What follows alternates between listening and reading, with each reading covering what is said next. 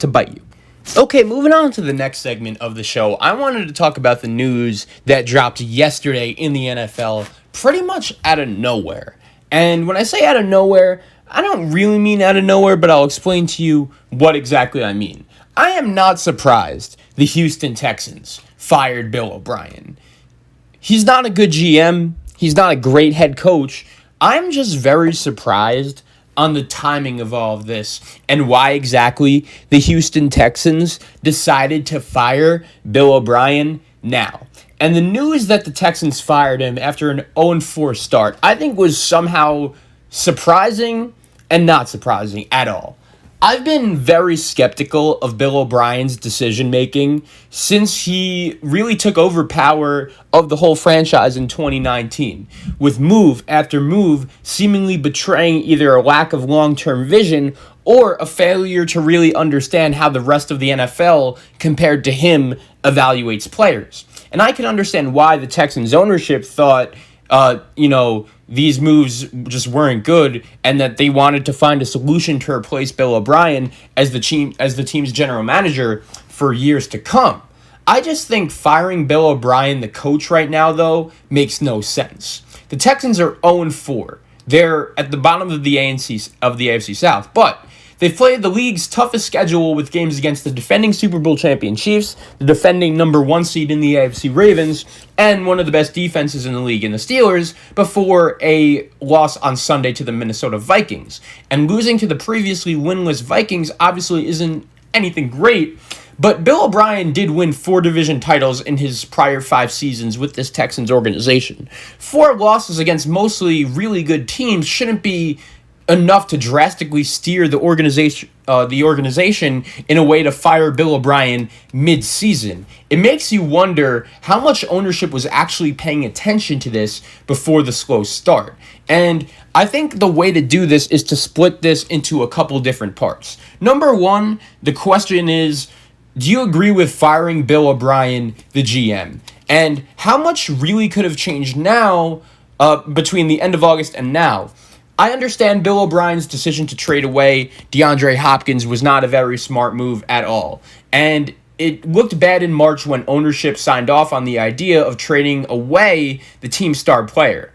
Other trade acquisitions such as Duke Johnson and Gary and Connolly have been injured as well, and they also overpaid for free agents like Randall Cobb and Eric Murray. Those 2 signings have not worked out at all for the Texans so far. They were interested in Earl Thomas to replace Murray, with Justin Reed playing more strong safety before O'Brien's players reportedly talked him out of the move, but those decisions that looked awful at the time. And Bill O'Brien, when you looked at it, he locked up Deshaun Watson, Laramie Tunsil, Zach Cunningham, handing out contracts that were pretty nicer and generous than the overall market value. But I don't think that's a fireable offense. Under most circumstances, the level of oversight from the Texans ownership is what's confusing me. I think there was time to pull the reins back on Bill O'Brien, but it was a while ago. His 2019 moves suggested he was overmatched when it came to trades and contract negotiations. Letting him get a second offseason in charge of personnel decisions, I think that was the mistake the ownership made here from the beginning. The Texans spent $249.3 million on players this season, and they're 0-4.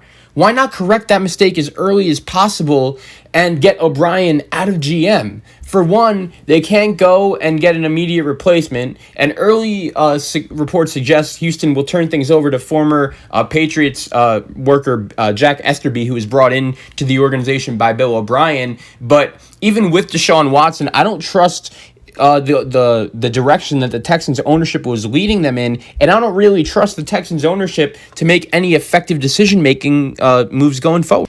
I think basically firing Bill O'Brien now acknowledges that the Texans were wrong to give him that sort of power to begin with, but it doesn't do anything to alleviate the problems. A more realistic path would have been to use kind of like the veto power of ownership to block anything, crazy O'Brien had planned, to tell him he was going to have to win with the roster that he's spent building with months with DeAndre Hopkins and Deshaun Watson. And the Houston Texans were a Super Bowl contender, 2 years ago. You just don't really know what exactly happened with this franchise and how it just went down so quickly. So now the question is, do you agree with them firing Bill O'Brien, the head coach?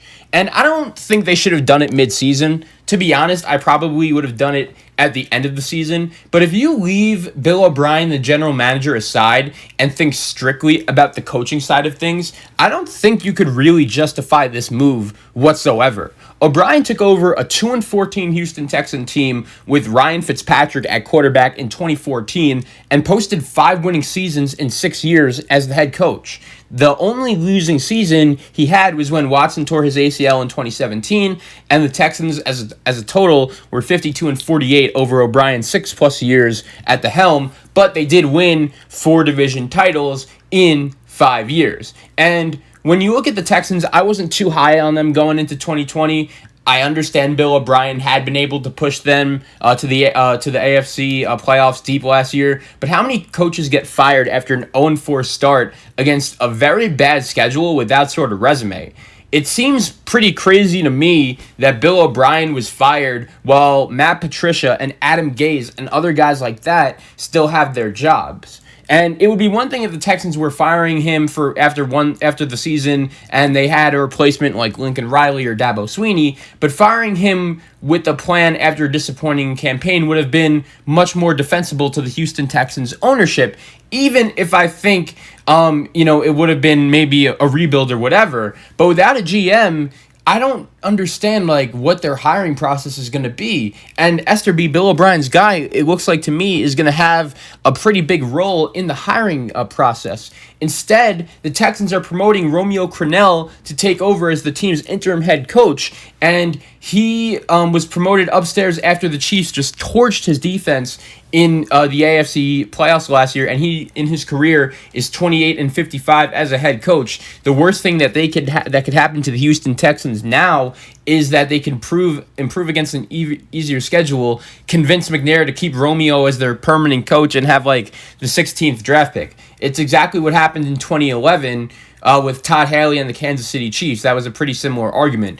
But the Texans will be better over the rest of the season. I think we could all agree on that. I don't think they're this bad of a football team. They have a home game against the Jacksonville Jaguars this week. I think that should be a game they win. I think they're going to come out ready to play. There were also reports that came out about Bill O'Brien that when you look at when you look at the Houston Texans and everything that's been going on with their team, Bill O'Brien is he got let go, and Houston has talent, and their schedule does get easier. And I think when you look at, sports, this may be super cliche, but maybe some of these Houston Texans players just come out really hungry and really want to play, hard now that Bill O'Brien is not their head coach on Sunday against the Jacksonville Jaguars. I think it's a little weird for the Houston Texans organization to look at this whole situation, fire Bill O'Brien after 4 games, right before they host the Jacksonville Jaguars.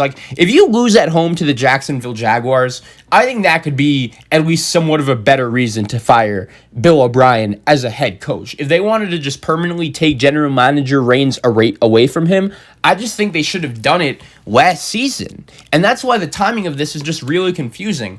I think we all knew at the time that DeAndre Hopkins trading him was not going to be a good move whatsoever. So, Bill O'Brien, when you look at it, I don't know what exactly the Texans ownership was thinking with the whole timeline of this situation. But going back to the Houston Texans for this season, Will Fuller has been pretty good. That's really the one skill position player that I think I've been pretty impressed with when you look at this Houston Texan team. David Johnson has not been good at all. He was obviously the main piece that they got from the Arizona Cardinals in exchange for DeAndre Hopkins. J.J. Watt, he spoke with the media after the game on Sunday. He wasn't feeling too good about their 0-4 start. And the other thing I want to say is this. I think there's a reason why Deshaun Watson, when he signed that big contract extension in the offseason, and it was a big contract extension, but it was for about 5 or 6 years. And to a lot of people around the National Football League, I think they like to put in terms of young quarterbacks, Patrick Mahomes, Lamar Jackson, and Deshaun Watson in the same category. We've been talking about those three guys and how they compare with each other and how they're going to be battling in the AFC for years to come. That was a big discussion a lot of us had in the offseason. And I think when you look at it and when you look at the way, the season has gone so far, there's a reason why Deshaun Watson and Lamar and Pat Mahomes and why eventually Lamar Jackson is going to get paid. But Pat Mahomes decided to stay in Kansas City for 10 years. And I think that has a lot to do with the situation. He knows how good of a coach Andy Reid is. Brent Veach is a pretty good GM. They've done a really nice job, obviously, surrounding him with talent and locking up all of that talent to stay for years to come. And when you look at the Houston Texans, I don't think it would be that easy for Deshaun Watson to sign there, considering the fact that they just traded away his number one receiver. And maybe the way it looked to me, Bill O'Brien had so much power that I thought he was going to be the Houston Texans coach for the next 3-4 years, no matter what happened on the field. And you know why? Because that's exactly what the McNair family did. They gave Bill O'Brien all this power, including to be the head GM when he didn't deserve it whatsoever. And I think ultimately right now, they're really paying for it. Before the season, I think Bill O'Brien could be compared to a guy like Chip Kelly, a guy that came from the college ranks. And I understand he's had a much more consistent winning product than Chip Kelly. Chip really only had one good year in Philadelphia. But Bill O'Brien is a coach that came from the college ranks. And all of a sudden, when you look at this whole situation, 4 years later, he's not really made out to be the guy who should be in charge. And he had much more time to prove himself than Chip Kelly. But in the end, I don't think there was really anyone left for Bill O'Brien to blame but himself. There's no reason for him to use all this power he had as GM and as head coach as an excuse, because he was the one that traded away DeAndre Hopkins to the Arizona Cardinals inexplicably for David Johnson. And the only person in this organization who is more powerful than Bill O'Brien is obviously McNair, and he's the one who made the decision to cut ties with O'Brien and his plan for the team after a month of bad football. I can understand why McNair made his decision, but it seems impossible to separate what O'Brien has done from the opportunity McNair gave him to make those decisions. McNair could right the ship and turn things around if the Texans make the right hires at head coach and at GM, because I still think there's a lot of talent on this football team, but O'Brien was reminded on Monday, you can't fire an owner, and no matter how much power he had, ultimately, if you don't produce a winning product on the field and you make dumb moves like that, it'll come back.